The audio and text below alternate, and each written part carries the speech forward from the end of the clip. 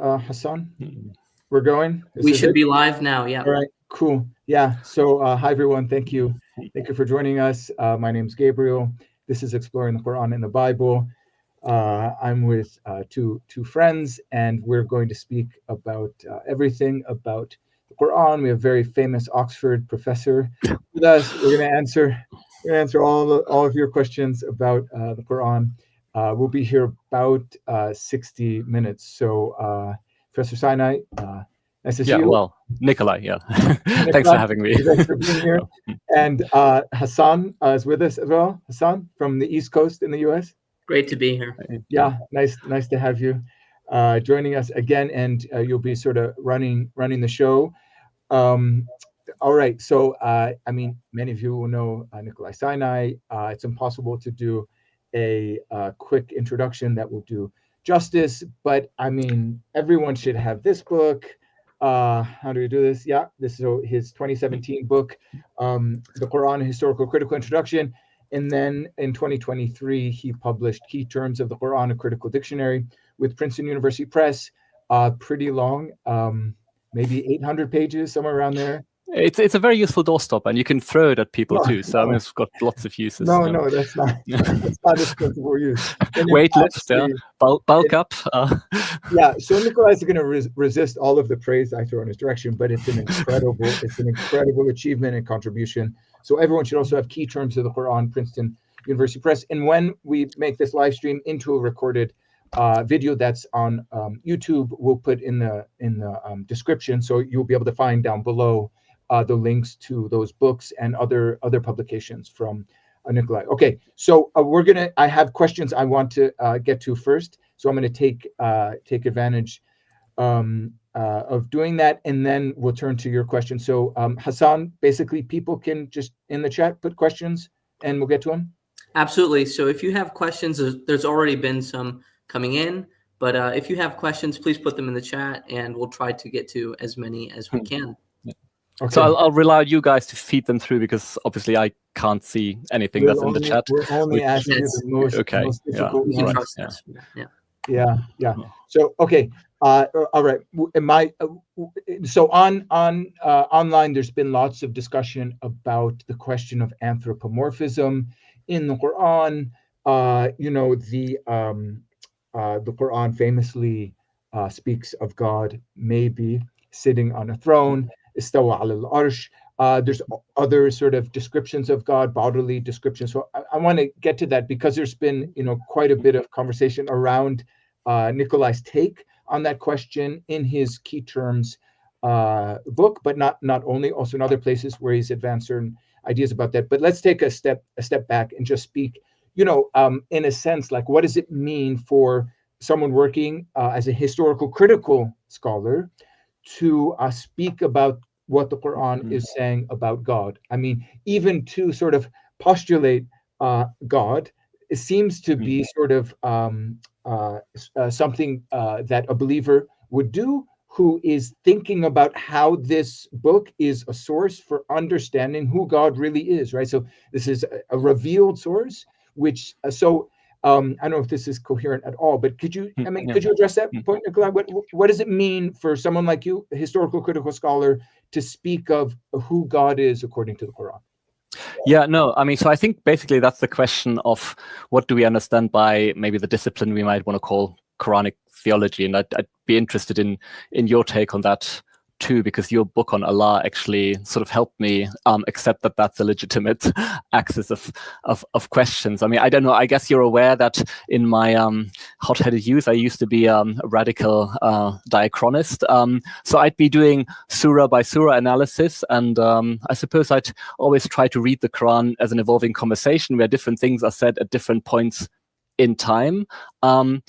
And that doesn't necessarily then lead you to try to sort of add up what the Quran is saying overall on a given topic into maybe a coherent picture of sorts. So I had 20 years ago, that to me would have seemed like a sort of slightly uncritical common denominator sort of approach. but I think I've now accepted that is actually a legitimate thing to ask. What is the Quranic worldview overall? Can you add up the different things that the Quran is saying, possibly at different points in time, and generate some sort of system from that? So I think if we speak of a Quranic theology, we don't only mean that we're kind of doing a comprehensive catalog of everything that the Quran says on a given topic. I think we're also maybe implying that there is, or that we might be able to find a certain coherent and consistent system of ideas where things that maybe the Quran is saying about God interlock meaningfully or intersect with things that the Quran is saying about humans or about the cosmos. And I suppose it could be the case that maybe at some point we'll discover that two things don't quite add up, or that this is fragmentary, or maybe there's more than one take on a given issue. But I'd be tempted to try to read the Quran charitably in the first instance and try to see whether there is such a system to be reconstructed, and I think there actually is. I do think there's a fairly large number of kind of ideas and sort of claims that the Quran makes that are reasonably consistent across the entire corpus.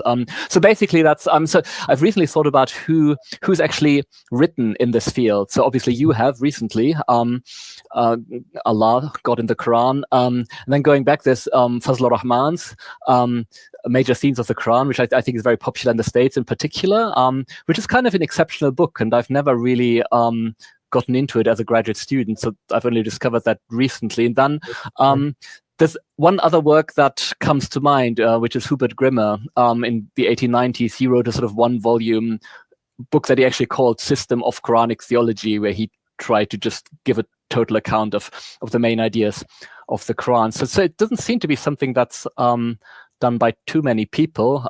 I mean, just maybe one final thing to say provisionally before I'll possibly let you speak. Over the years, as I was sort of teaching the Quran, so I've spent a lot of time lecturing on issues like, I don't know, Quranic chronology, the dating of the Quran, manuscript transmission, do we know where and when the Quran was committed to writing? And after a while, it dawned on me that actually what I suppose undergraduates might actually be interested in, first of all, is what the Quran is actually saying. I mean, what are the main ideas of the Quran? And so I found myself at a slight loss answering that. I mean, I'd come up with lame things like, well, yeah, there's God, and there's prophecy, and God punishes people, and so I think over the years I've tried to maybe give a slightly more sophisticated answer to that, and this whole question of Quranic anthropomorphism, for instance, is part of that project. So I think there's a genuine subdiscipline here of scholarship on the Quran that we might be able to call Quranic theology, which is descriptive, and maybe that's another point we should get into in a moment. But I'd be interested to hear from you, if I could just sort of push the question back to you, the Allah book, whether you would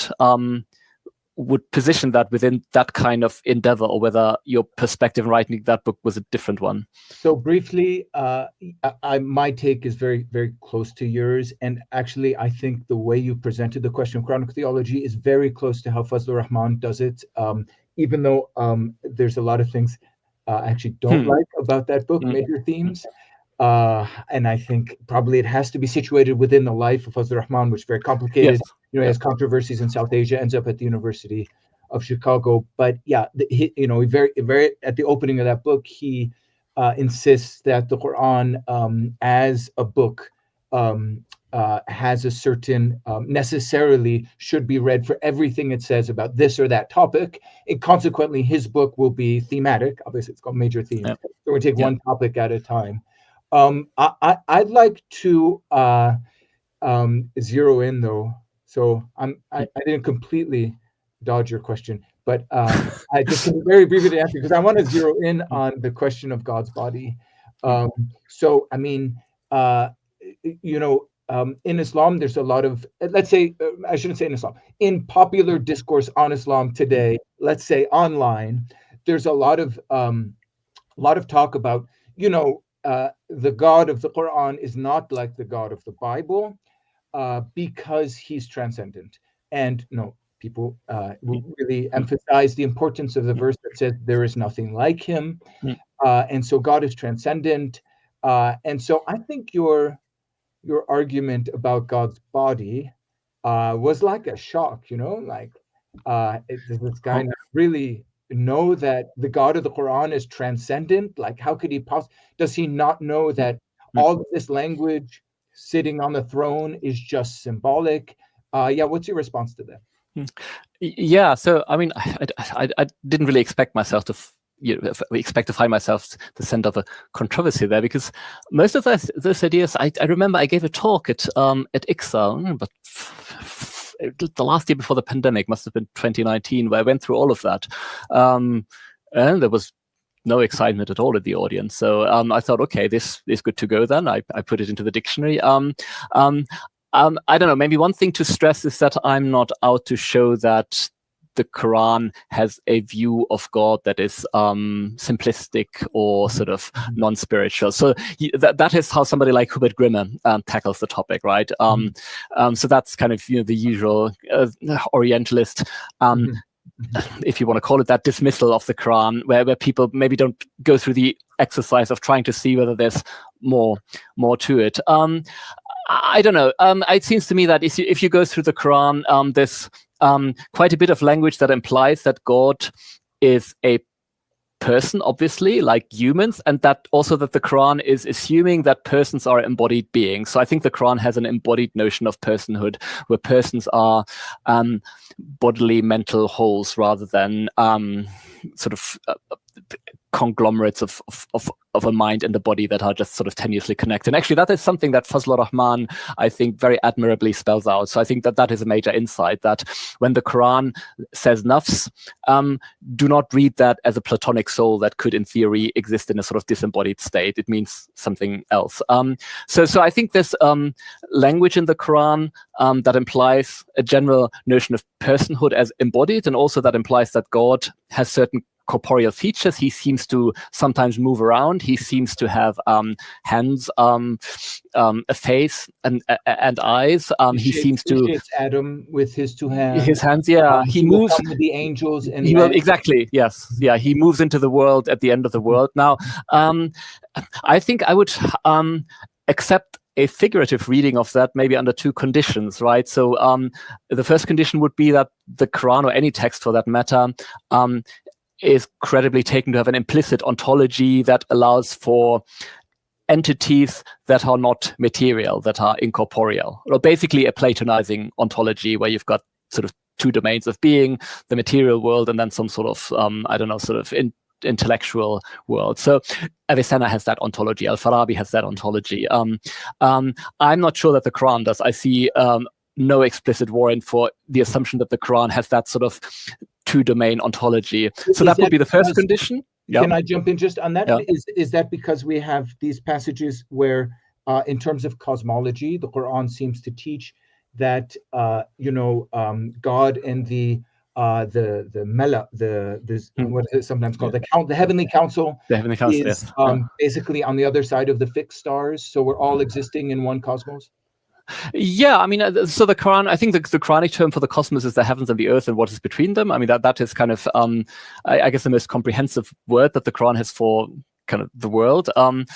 It doesn't talk about corporeal and incorporeal entities. I mean, one can in Arabic. So you get that sort of fairly early on in the 8th century. Jahm ibn Safwan, whom you'll know, he's sort of on record. I mean, this is via, I think, Ash'ari's maqalat, but he's on record as saying something like that God is ghayrul jism. God is not a body. But language like that is completely alien to the Quran. It's not in the Quran.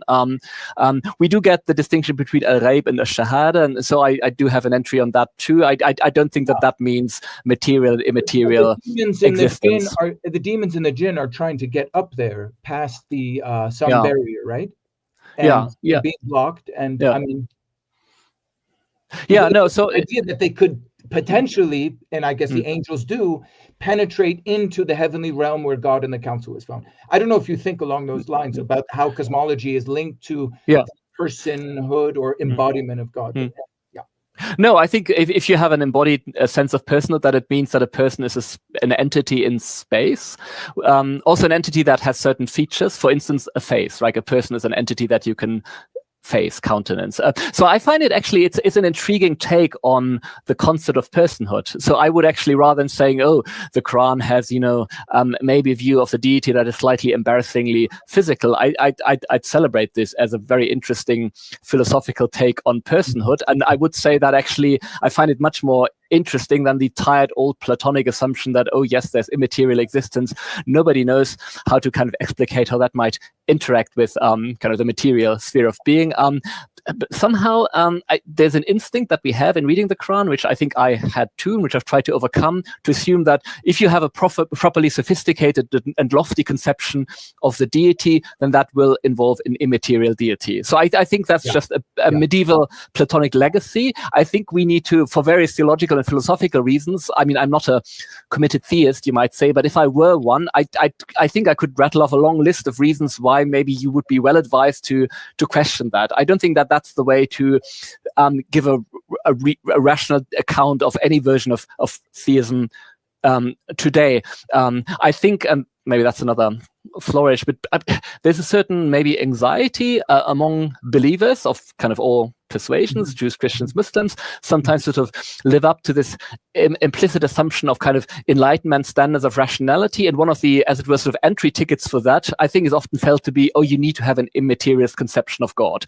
Otherwise, you really can't claim that your form of theism is sort of intellectually respectable. And I think all of that probably needs to be rethought. I think there's people who are doing that. I think it's done in biblical studies, and I think the Quran is kind of ripe for the plucking there. And you're not. So we should maybe transition, because there are lots of interesting questions coming up.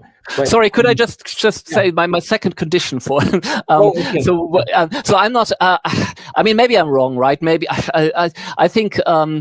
A lot of what the Quran says about God's face and hands, I mean, there is an idiomatic purport to that. The Quran is certainly very short on concrete descriptive detail. I think the Quran presents a very sort of culled and carefully curated selection of anthropomorphic or maybe prosopomorphic sort of person-like features of God. And I think that selectivity is important. So I think you could maybe, it wouldn't be entirely implausible to say maybe some of that or all of that should be read figuratively. But again, the reason why I find overall it more plausible to sort of not do that, to not take recourse to the kind of metaphorical reading, which is instinctual in certain regards, is firstly because I don't see the Quran's implicit ontology as allowing any being to be exclusively immaterial. And secondly, because what we don't get in the Quran, and this is where we do get, I think, into various verses and sort of concrete exegetical questions, I don't think the Quran gives us a sort of disclaimers of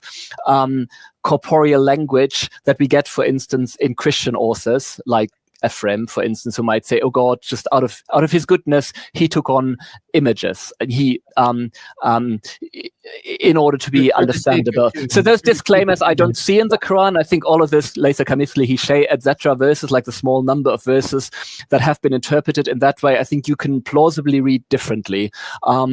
So the God is unlike "Laysa kamithlihi shay," that verse, I think that talks about creation in my view. If you look at the entire verse, it talks about God as being the only being who's capable of creating, others aren't. That's a big difference. So the Quran certainly has a notion of divine transcendence, of God being other than humans, radically other in certain ways. But I think in the Quran, it's tied to creation and creative powers. It's not given an ontological spin. So God's alterity doesn't consist in the fact that He's ontologically constituted differently. So I think that's a very sort of Greek projection onto the Quran. Yeah.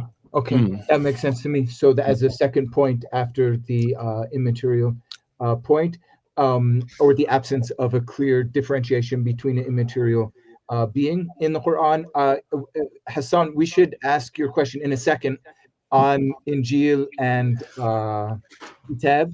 There's an echo somewhere. Maybe it's been fixed already. But I just want to read Quran 42:11. It famously has "Laysa kamithlihi shay," which means nothing like Him. Just to maybe underline Professor Sinai's point, the originator of the heavens and the earth, He made for you mates from your own selves and mates of the cattle, an'am, Arabic word is an'am, by which He multiplies you, and then nothing is like Him. and he is the all-hearing, the all-seeing. So, I mean, that's the point there about there's a contrast being made to humans multiplying through, relations, mates, all that thing, which God doesn't do. And it's not material versus unmaterial that's at stake. Yeah. Sorry, could just, because that verse is so fascinating, maybe we'll get more takes on that. But so it's one of Ibn Arabi's favorite ones, right? Because you've got لَيْسَ كَمِثْلِهِ شَيْءٌ وَهُوَ السَّمِيعُ الْبَصِيرُ. So Ibn Arabi, obviously, he likes paradoxes.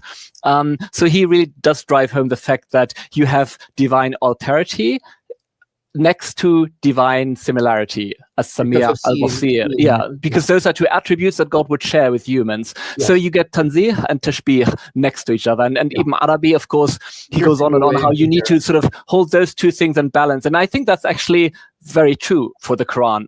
So I think the Quran does both. The Quran certainly does stress divine transcendence, but the Quran also talks about various things that God has in common with humans. And I think that's kind of crucial to the whole worldview of the Quran. You need to hold those things in balance. In al-Najm, where it says, are you saying that God has female offspring while you have male offspring? Would any of you like something like that? There's some kind of appeal to what humans naturally like, namely male offspring, and sort of implemented for the argument of how would you imagine that God would like to have female offspring? Anyway, I just thought of that point. We have to get on. Yes. We've got to move on to Kitab and Injeel, Hassan. So this is about Nicolai's take on this in the key terms. Is that right, Hassan? Yes, absolutely. So there's been a bit of a debate on this issue on YouTube, on Twitter, elsewhere. A bit. My qualifiers. But I just wanted to ask you. So you have a pretty lengthy discussion of the term Injeel in the Quran in your dictionary, and I just wanted to ask you, basically, what do you think the Quran imagines the Injeel to be? Is it merely a reference to the words of Jesus? Is it a scripture, like a written scripture? Is it the Christian Bible? Maybe it's a scripture and the contents of the scripture the Quran doesn't specify or go into detail about. But how do you think the Quran imagines the Injeel?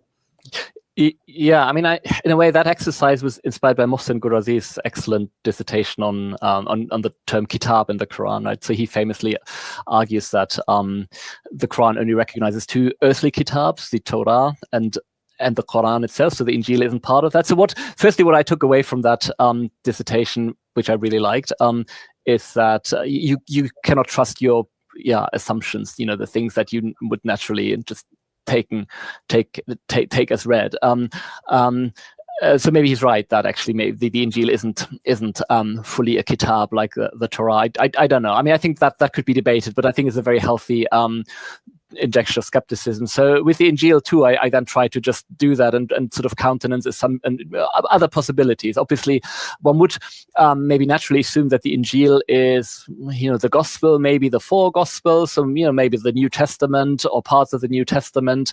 But then actually look at what the Quran says about the Injeel, which isn't very much. Then I think other possibilities exist, right? It could just be the Christian edition of the Torah, which I suppose will then also maybe throw an interesting light on what Mohsen's arguing, right? It would simply be the kind of the a re-edited version as it were of the Bible. So I think that is compatible with the evidence that the Injeel isn't well, certainly it doesn't seem to be just the life story of Jesus, right? I mean, that's even though that's what the gospel would maybe convey, that the Quran doesn't seem to view it like that. So I guess we do need to not fall into that. We must not fall into that etymological fallacy of assuming that just because Injeel is derived from Evangelion, it therefore must refer to parts of the New Testament as we have it. Or the Diatessaron. It is mentioned alongside, the giving. Nazzala is used in various forms with respect to Injeel, and it does seem to be other scriptures. What do you make of that? No, and it does seem to be a scripture that's in the possession of a community, right? The Ahl al-Injil in Surah 5. I think that's probably the Christians. So it does seem to be the Christian canon, and as such, it seems to function similarly to the Torah and to the Quran. So I think maybe on the tail end of that debate you've referred to, which I haven't followed. I had some very interesting. I get interesting emails by people sometimes. So this was somebody who apparently there had been a debate on the integrity of the Torah and the Injeel in the Quranic presence. And so this, very, I don't know, stimulating correspondent argued, and I agree with that if the Quran appeals to Jews and Christians to apply the Torah and the Injeel, that kind of presupposes that there's enough that's integrally left of those scriptures in the Quranic present. Sorry to jump in, but it's that verse in Quran 5 says liyahkum ahl al-injil bima anzalallah. So that hekama, they should rule or So the Quran doesn't seem to have Ibn Hazm's idea that the Torah and the Injeel were subject to sort of textual falsification in the distant past, and now God knows, and we just can't reconstitute it. I mean, the Quran seems to be fairly optimistic that what's there right now is you can actually work with. So you think that it is in some sense a written scripture in the possession of a community, but the contents of which we can sort of only speculate about. Yes, and I think the Quran there, I mean, I think it's generally a feature of maybe scriptural religions that sometimes adherents of a particular scriptural religion don't have a very precise view of what's actually in the scriptural canon. So on the assumption that the Quran maybe has a slightly vague view of the Christian scriptural canon, I think that could be taken to just mirror what Christians on the ground maybe were assuming. In fact, in Arabic-speaking Christian communities today, people will sometimes refer to the whole Bible as the Injeel or the whole. I didn't know that. Yes. Okay. I mean, I think usage varies from country to country. That's interesting. I want to make a quick comment about that last point, and then Hassan, I think we should transition rapidly to questions. Absolutely. So, I've got a number of questions ready from. All right, give me just 30 seconds to make a comment, and then they're really great questions in the chat. So thanks to everyone for being here, and we still have about maybe 35 minutes, so we're going to get to a bunch of questions. I just first of all, everyone, now that I've complimented you and flattered you for being here, take a moment to go to Exploring the Quran and the Bible on YouTube and subscribe to the channel. So do me that solid. And then my comment is just the latter point was actually really interesting and not only relevant to the question of Injeel, namely, should we expect only one take on a certain question in the Quranic corpus?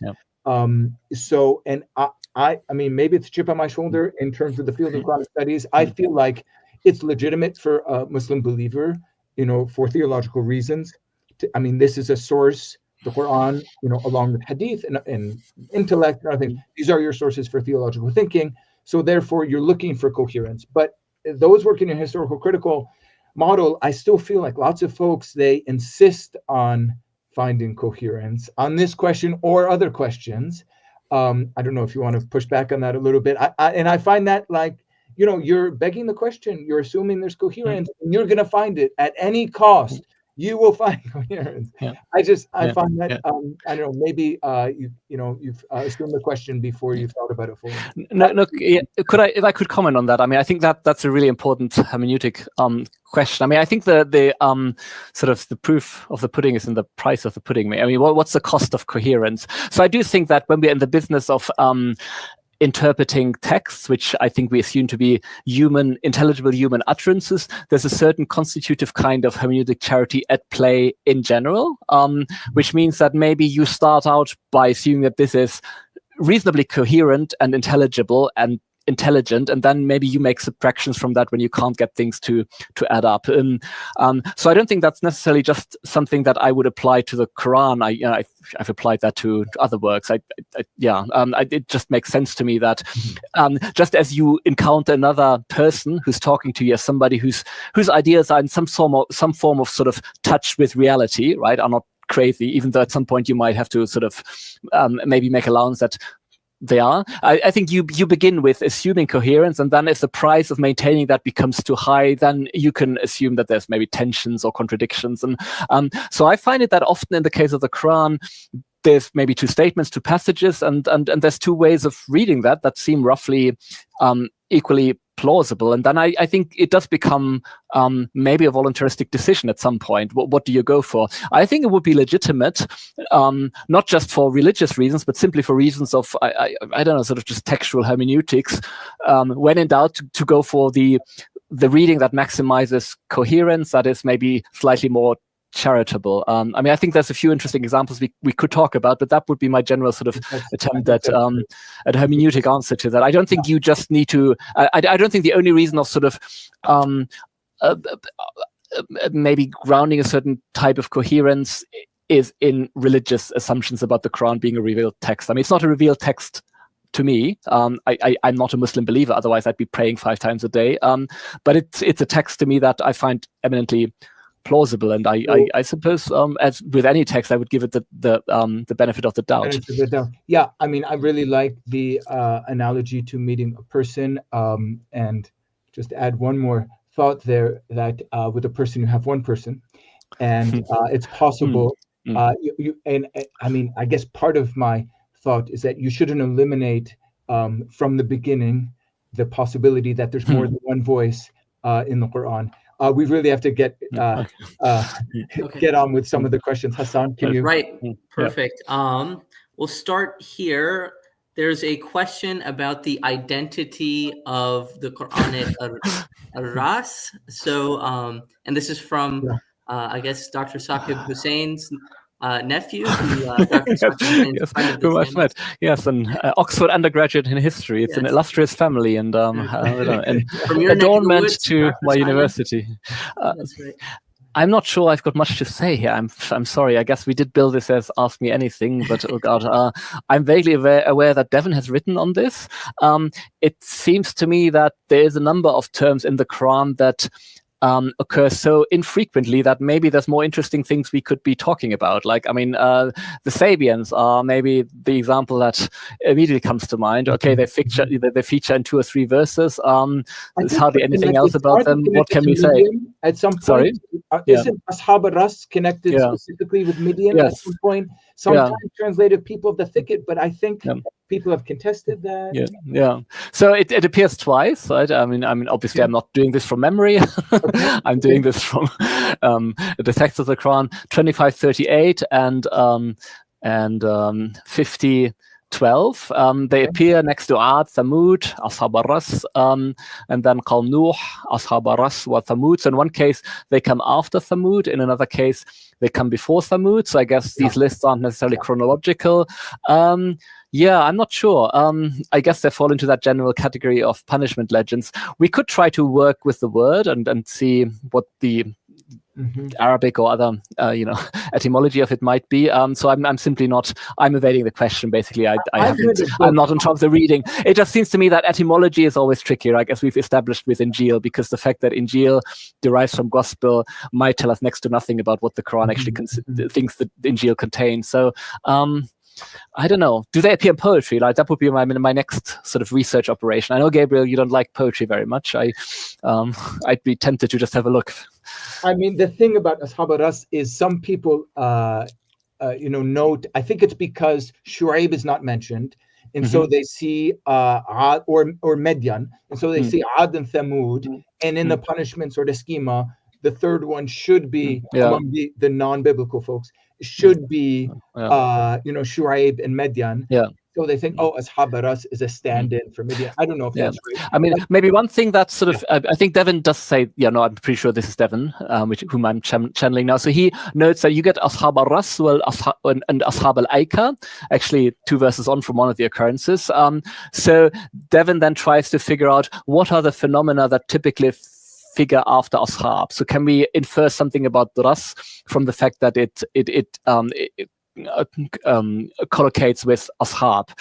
So that would be one way of trying to sort of push it slightly further from within the Quran and try to sort of, I guess, infer semantic rules from within the Quran. I'm not sure we'll get much further than that. Okay, Hassan, let's keep going. So another question we have here is from Nuri Sunnah. So he mentions that Clement of Alexandria speaks of angels present before the throne, suggesting its materiality, yet also denies God's literal enthronement. Can we think of the Quran doing the same thing? Yeah, I mean, if the Quran were literally denying God's literal enthronement, then yes, I'd be open to that. But that's I guess the second condition that I referred to earlier. I just don't see the Quran as saying things like, so Ephraim in one place, I think in the Carmina Nisibena, he said, oh, God looks without eyes, he creates without hands, he hears without an ear. Elsewhere he says things like, oh, you must not turn God into a body, Gashem, right? So he basically says, don't do tajsim, which is a fairly abstract sort of ontological, I think, warning. I just don't see the Quran having those statements. If the Quran did have them, then I'd be open to this reading. But I suppose we would then argue about Laysa kamithlihi shay and this other verse in Surah 6, the eyes do not attain him, but he attains the eyes. Yeah. So, I mean, another way of saying this is the Quran is not worried that it doesn't sort of say, listen to its audience, please be sure you don't take this as anthropomorphic. Please do not misunderstand. Like, there's no statement like that. Like an extra little, not caveat, but sort of extra bit in order to make sure the audience is not taking this as anthropomorphic or embodiment. No. Could I just maybe to tie that back to the question of charity, right? So again, the Hubert Grimmer take, I mean, impressive scholar, and I like German Orientalists, so I don't want to be bashing them, but he would say, the Quran is just kind of a bit, childish there, because it hasn't yet attained a properly spiritualized notion of the deity. So I think there's a more charitable way of reading the Quran here as doing something theologically interesting and worthwhile, and maybe I suppose the way I would frame it if I were doing theology myself is that so first they come for God's body, then they come for God's personhood, and in the end they come for God as an entity that's distinct from other entities in the world. So you could argue that there's a very long slippery slope here that leads from denying God's body to ultimately denying that God is separate from the world in Spinoza. And it seems to me that you might as well want to fight that battle with God's body rather than say, okay, well, he doesn't have a body, but he still has a personality and he is a distinct being in the world. I think there's a good philosophical argument to be made that if you, it's very difficult to understand sort of personhood without embodiedness. And so I think you are on that slippery slope. So I'd fight that battle earlier. I don't know. All right. A slight change of gears here, rapid shift of gears here, but this is going to more of sort of the historical critical study of the Quran and chronology.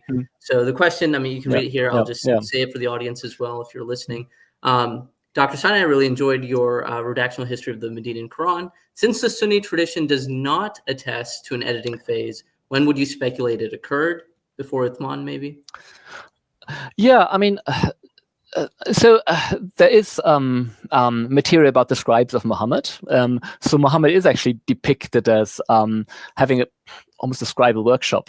So I don't think editing as such is something that actually goes contrary to the Sunni tradition at all. The idea that maybe Quranic verses might have been slotted into places that already existed. I think that's something that's eminently compatible with a lot of kind of traditional Asbab an-Nuzul material, which I wouldn't accept as historical without further argument, but I don't see a major tension there. Now, there is a number of verses where I do think you can argue with some plausibility that maybe they post-date Muhammad, so I wouldn't rule out the fact that there's early post-prophetic editing of the Quran. I think it's all a matter of actually sifting the material and trying to see where a given verse is more plausibly positioned. But I certainly don't think we can assume that in the case of the Quran, we've got a phase of prophecy and then a phase of editing that follows it. I think it's entirely possible that for a scripture that's basically late antique, that there might have been overlap between the prophetic and the redactional stage. And so I would personally assume that there's a significant amount of editing already in Medina. A text like Surah 2, which is immensely complicated, and I think probably has at least 2 formally independent surahs embedded within it. I could see that having been produced in Medina during the Prophet's time. And I mean, just to add a note here, which I don't know, you may or may not agree with, Nicolai or Hassan.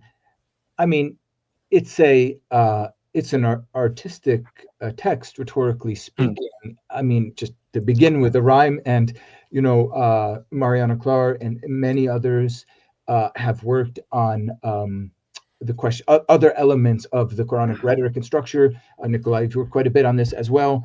I mean, that it rhymes so consistently, in that the rhyme is at times formative for, I mean, for example, there's a case that I read with my students Friday morning yesterday.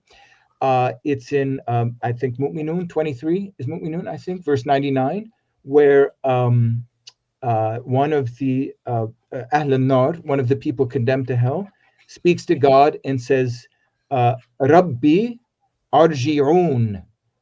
So that's the plural, second person plural imperative. So my Lord, singular, and then plurally send, and the own, I mean, it seems like it's because of the rhyme.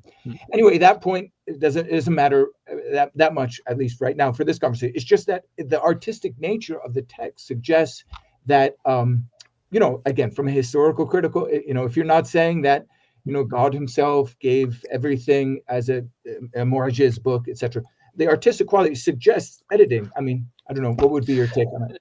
Yes, but I don't think there's necessarily a contradiction here between a more confessional and sort of more maybe agnostic approach to the Quran. I think the Quran itself, I mean, I would argue is fairly clear that it was revealed in installments, that it's an ongoing conversation that God is having with a community. I think that might have involved editing. I mean, the Quran speaks about verses being abrogated and other verses, better verses being put in their stead.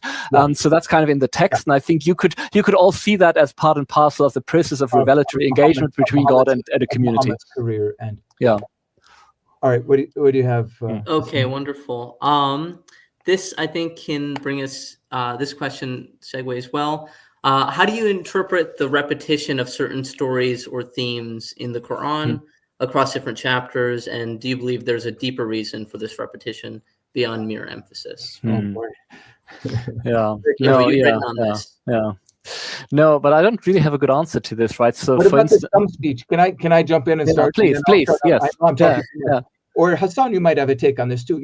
Fred Donner famously said the repetition couldn't be understood with the analogy of a politician. I mean, at least in American English, we speak of politicians. We don't have to get into American politicians right now, but who go around giving the same kind of speech, but in Topeka and Dallas and wherever. And it's different a little bit each time, but it's the same speech basically. And so the Quran has basically preserved Muhammad going, on different occasions over the same topic, and it's all been kind of kept in. I think that's what he means by stump speech. Yes, but but the problem is that some narratives obviously are only told once, and then others appear, 6, 7, 8 times, and I'm not sure that.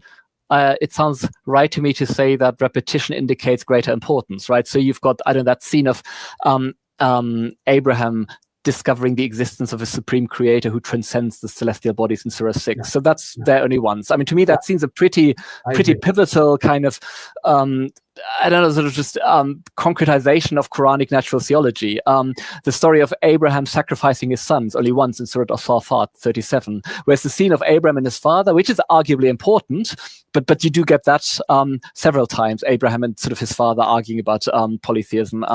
But is that, by virtue of being repeated more than once, more important than some of the other stories that only appear once? So I don't know. I think that the jury's still out there. I mean, we can speculate. It's also interesting when you consider that these different tellings of a story. I'm thinking Adam and Iblis. There are details that, I mean, you could say either contradict or at least sort of pull in slightly different ways. Yeah. Is Iblis an angel? Is he a jinn?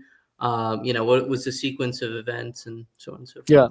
Yeah. No, I agree. Yeah. Can I just take a second, Hassan, just to ask you to keep monitoring the chat, not only for good questions, but for any disrespectful stuff that goes on there, and just remind everyone there to please be respectful. Just let me add a note here that Nicolai's already done it in a more eloquent way than I will right now, but this is really important things to these topics to believers who are humans by virtue of their humanity, deserve dignity. And so, even if we're spinning historical critical ideas, we will not tolerate any sort of disrespectful comment in the chat in any way. So please be attentive to that. Okay, let's go on to the next question, Hassan. Okay. Okay. Next, I think there's this comment asking about intertextuality between the Babylonian and Jerusalem Talmuds and the Quran. Also, that the commenter really enjoys your work. Wallahi. So on the Talmud, I always ask Holger Zellentin for advice or expertise. The Talmuds are late, right? So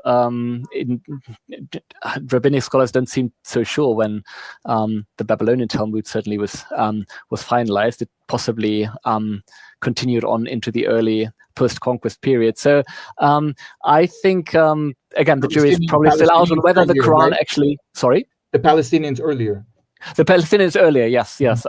But even there, I think the jury is still out on whether the Quran or the Jews in the environment of the Quran actually were familiar with the Talmud. So I think there's quite a bit of overlap with Mishnaic language and motifs here and there. So I think the Mishnah my guess would be that the Medinan Jews probably had the Mishnah. Did they have the Talmud? I don't know. I think we need to still, as Quranic scholars, learn to do that sifting and not assume that, if a certain Mishnaic passage is being alluded to, then because that's in the Talmud, is kind of the primary text, that the entire kind of edifice of the Babylonian Talmud was probably also floating around. So it would be interesting to get more work on that. So Holger is working on that. Can I say, Hassan, just a couple of basic things about, please? I might get something wrong, but I'll do my best. So just keep in mind that, people might approach Jewish sources kind of through a Christian lens, even if they're not personally Christian believers, just because Christianity has kind of dominated, Western culture. But just keep in mind, the word Torah in a Jewish context is used in different ways for like all of sort of learning about God, sometimes specifically for the first 5 books of the Hebrew Bible or the Old Testament. But there is a special place for what we call the Hebrew Bible or Old Testament. But there's not, as far as I know, for Jewish believers necessarily as clear of a distinction between, let's say, scripture and non-scripture as there is, say, in Christianity or Islam. So there are these other texts, Nicolai referred to them.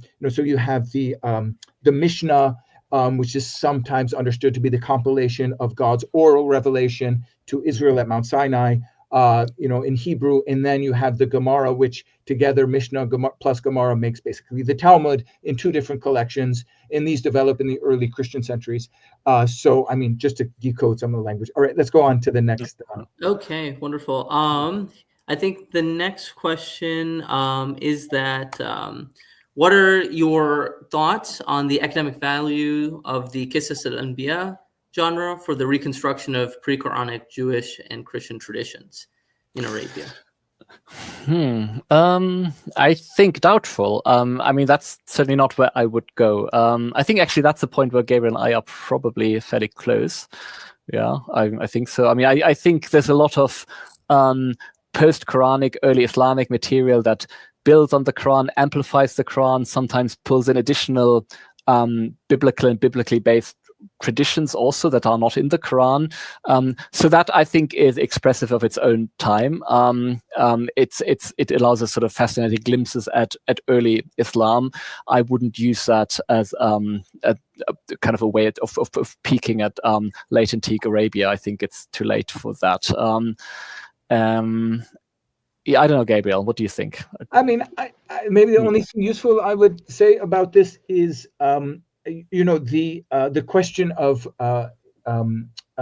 thinking about God's relationship with the world before Islam, before Muhammad, within Islam, leads to sort of distinct directions of literature. One is to sort of investigate the Prophet's own family, to think about, Mecca, in particular, I think his grandfather Abd al-Muttalib, as and so you have language about his relationship to the Kaaba, but then also the past is punctuated by the prophets.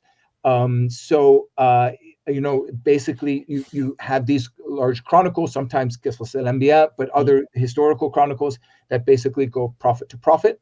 But there's lots of stuff that goes on in between, and eventually you do have someone like Ibn Khaldun, who will turn to Christian Arabic authors like al-Makin to fill out the spaces in between the prophets.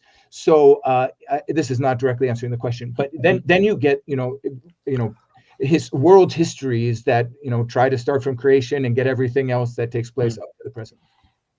Great. We can move on to, I think this is an important question, not to drag it out, don't worry, you're not dragging it out, but is the fact that the Quran omits anthropomorphisms from various retellings of biblical stories not an example of denial of anthropomorphism? Oh, that's interesting. Yeah. No, I think it's, whatever one makes of God's body or not in the Quran, I think it is important to underline the selectivity with which the Quran sort of takes up biblical traditions about God's body. So, I mean, in the Bible, in the Hebrew Bible, there's a much wider array of divine organs and limbs, for instance. So there's this book here, I don't know which happened to God and Anatomy, which actually just it sort of goes from the feet on up, a sort of divine striptease, as the author calls it. And so there's a lot of limbs and organs there in the Bible to be discussed. In the Quran, we get 3, so that certainly must mean something. Maybe 4, because maybe the shin, but anyway. Yeah. Another example that I think is highly relevant. So Genesis 1:26, right? Sort of let us create humans in our image and our likeness. So that never appears in the Quran. I think you can actually argue, which I've tried to do, that there are Quranic references to Adam's constitution or shape that actually is true, that in sort of highly palpable ways. So Adam is created in the optimal form. He's not created in God's form. So the Quran does seem to very consciously not say that. And then when the Quran describes humans as God's Khalifa, I think that's also an alternative formulation to this in God's image and likeness. So I think these are relevant observations. I have ideas on what they might mean, but I think that is something within the text that one needs to work with and recognize. So the Quran is certainly not expressive of sort of unbridled anthropomorphism. So in the later, sort of in the early post-Quranic tradition, in the Hadith, there's much more detailed anthropomorphism, like the Hadith Ashab, for instance, sort of where God appears to Muhammad in the shape of basically a sort of a hot young man. I mean, you wouldn't catch the Quran doing that. So it seems that after the Quran, there's almost an intensification of anthropomorphism, which possibly is a backlash to early attempts to sort of transcendentalize God. I don't know, but certainly there's much more there in the Hadith. So I think it's very important to sort of not confuse what the Quran is doing with what's happening in what I think is a slightly later layer of the tradition. Interesting. If I could add something. Yeah, I was interested in your take on some of this anthropomorphic talk, Hassan. Yeah, if I could just add something, I think you can kind of have a both and here. That, I mean, the biblical tradition and discussions around sort of anthropomorphism in the Bible, by the time of the Quran are you don't have many Christian authors, taking these anthropomorphisms at face value. There's, allegorization and it just, generally the idea that they refer to some power of God. So, in a sense, there wouldn't be like religious thinking wouldn't have the same impulse for, expressing ideas about God in the same way that it did, maybe in the 6th century BC or the 7th century BC, when some of the biblical Hebrew Bible texts are being written. However, I mean, it's not just because that is the case that's a trajectory of sort of, reflection about God in late antiquity doesn't necessarily mean that the Quran doesn't have like you were mentioning earlier, slightly anthropomorphistic ideas in different ways. Yeah. So there's maybe just two things to because it is a fascinating topic. So I think it's important to keep in mind that the three great Abrahamic religions, they succumb to Platonism at different stages. Like the Christians go overboard earliest, like its origin basically, who then spreads the gospel. Maybe then I think even, and then the Muslims, they certainly follow suit by the time kind of Mu'tazili Kalam emerges, and the idea that God is an immaterial being is there. And then I think the Jews go last, basically. So I think in late antique Judaism, unlike late antique Christianity, there's a greater so there's less of a sort of wariness of anthropomorphism. There's less Platonism. I mean, there's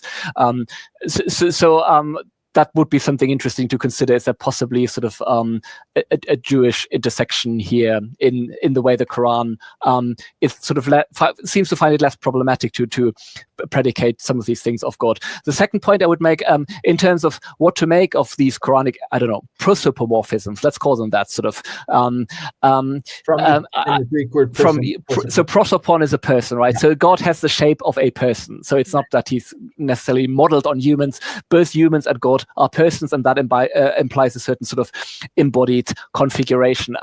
I do kind of like the traditional sort of Hanbali bila kaifa approach, like this. So it's an anecdote that's, I think, told of Malik ibn Anas, right? So the sitting on the throne is known, but the modality al-kaif is unknown. So to me, that is a much more satisfactory approach than allegoresis or metaphorical interpretation, to say the Quran does predicate a face of God, it predicates eyes of God. Now, God's eyes might operate in very different ways from human eyes. I mean, there seems to be enough of a common element in order for the word to have some meaning, but we shouldn't probably think of God's eyes as something that God's sight maybe isn't like human sight insofar as you can shield yourself from it. So I think we must be careful not to sort of impose the full panoply of concrete modalities that go with human faces and hands and so on God. I think there's a role there for bila kaifa and to so I find that much more appealing than it's metaphorical. Okay, great. And there's a few good questions left. Right. I just want to try to get through them as quickly as I can. Okay. So we'll be brief. Just quickly, you don't have to spend too much time on this, but what do you make of the claim that Jews worship Ezra as the son of God in the Quran? Is that the right way to understand it for now? Meaning the Enoch connection. Yeah, right. Yeah. I don't know. I mean, if I try to be short, I have nothing very intelligent to say on this.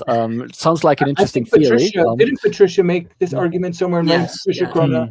Yeah, that we had the Arabic word "auzer" in the verse in Quran 9, but I mean, how do we know that that's actually meant to signal Ezra, who's not referred to anywhere, anywhere else in the Quran, and the apocalyptic books of Enoch, and there's a couple of them, right? 3 or 4. I mean, he like goes up to the heavens and stuff, and so he seems to be more cosmological figure. But I've got nothing more. Okay. Another one is, how do you understand the Ruh or the Ruh al-Qudus in the Quran? Is it Gabriel? Is it the Spirit of Holiness? Is it the Holy it's the other Gabriel. Yes, sorry. Sorry. Well, we've got Gabriel with us, so why don't we ask him? I don't know. For the Ruh, so that to me was an interesting experiment, again, in the key terms. I decided that in the end, so the Ruh sometimes seems to be an angelic figure and sometimes seems to be some form of, for lack of a better word, emanation of God. God sort of inhales or sort of blows his spirit into humans and into Jesus. I don't think you can create a developmental narrative from the one to the other. I think they're possibly also not contradictory. So maybe the Quran does assume that there's a duality here that is equally valid. You can speak of the Ruh as both an angelic figure and as something that emanates from the deity. Maybe for the Quran that is actually not necessarily in tension. I think that could be explored further, but I think that would be interesting to do. I'm thinking of kind of light as waves or particles, right? That apparently modern physics people know why that can be not mutually contradictory. So maybe that's true for the Quran Ruh as well, that we could sort of expand our understanding of what is a contradiction here or what isn't. I mean, there's just we've done a lot on anthropomorphism already, but the language, I think it's both in Quran 21 and 66, or similar, nafakhna fiha or nafakhna fihi min ruhina. First person plural, nafakhna, we breathed into it or into her. Yeah.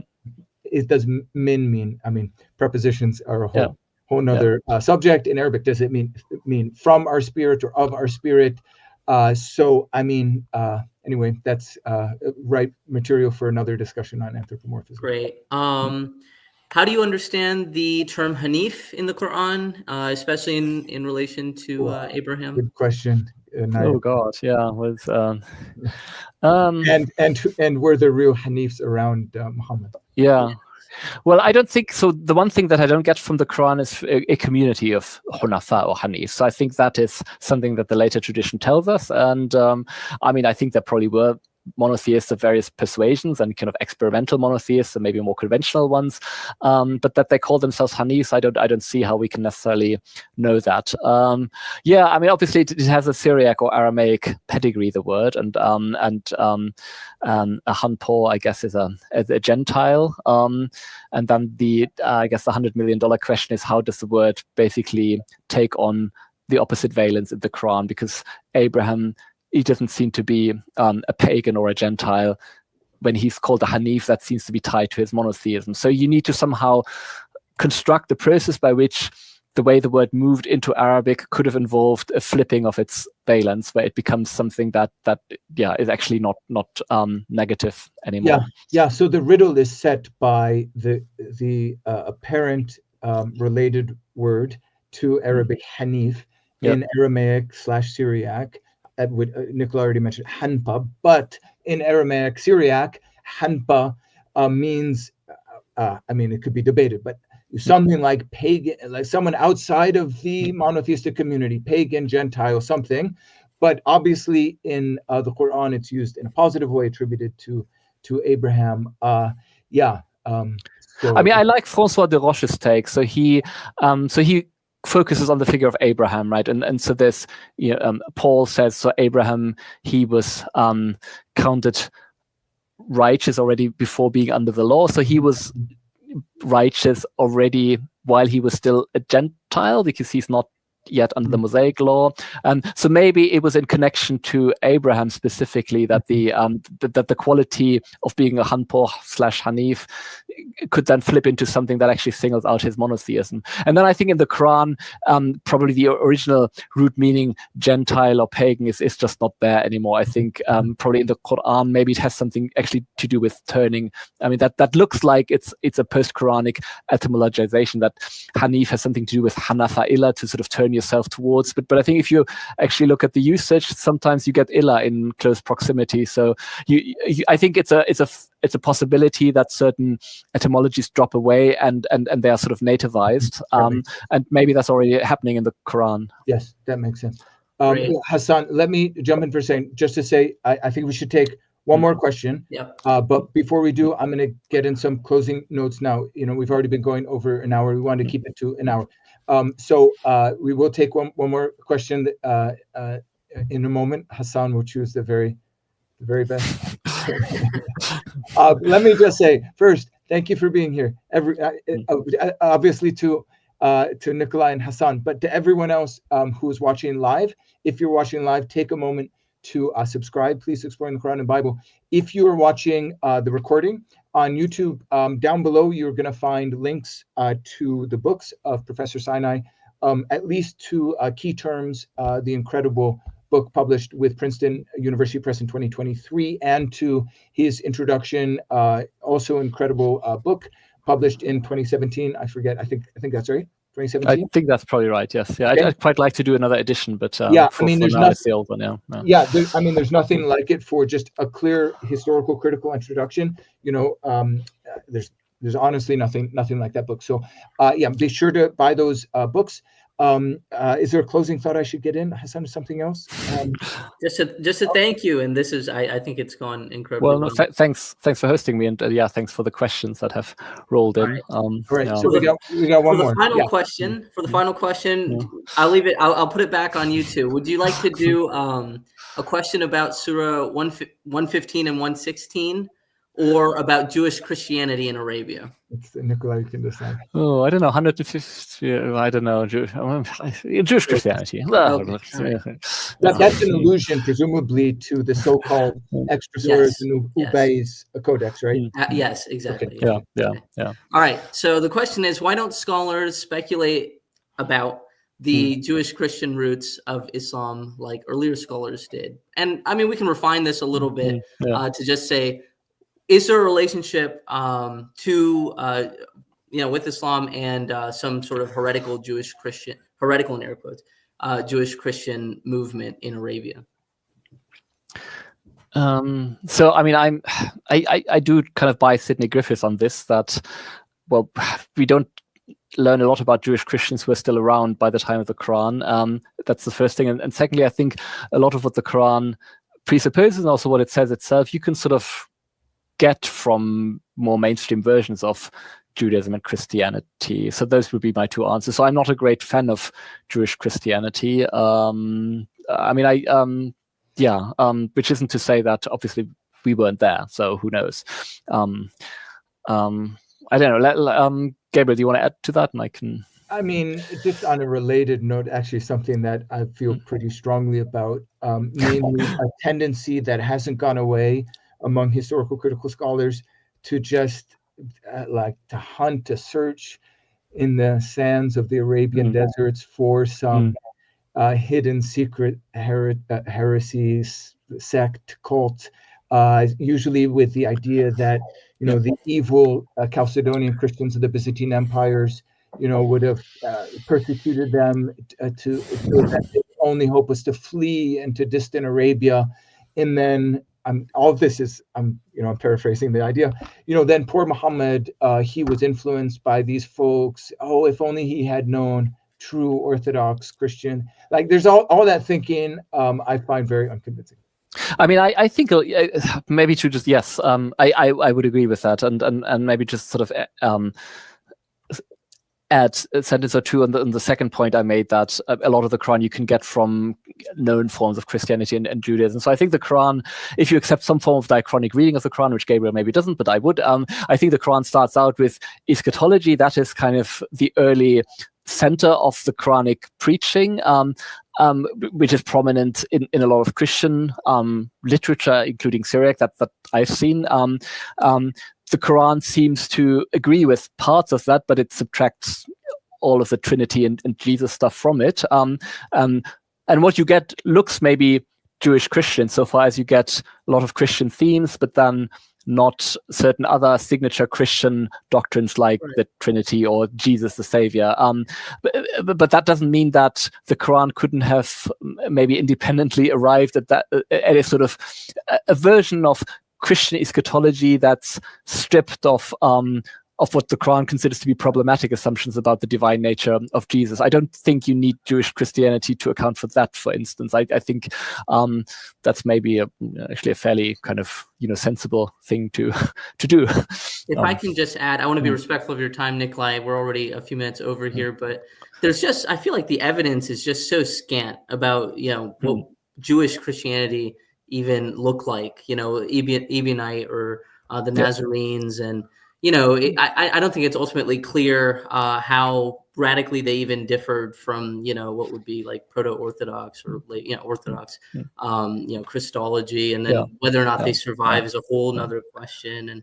And Jack Tanous has recently, I mean, in his book The Making of the Medieval Middle East, I think it's worth reading on this, that you can explain most, if not all, of the data with even just an appeal to ordinary believers, and how thoughts on the ground may look different from the ivory castles, ivory towers. But I mean, I would say that, I mean, we are reduced to speculation. We just don't know what Mecca or Medina looked like. We don't know whether the Medinan Jews were rabbinic Jews or semi-rabbinic Jews or what and where, and which texts they had. So even what we call kind of the mainstream versions of these religions that were present might have had a slightly different sort of aspect than what we get in, I don't know, Edessa or sort of Jerusalem. So I think speculation is actually inevitable. I think we're still in the business of speculation, actually, when we sort of contextualize the Quran. There's just no other way of doing it.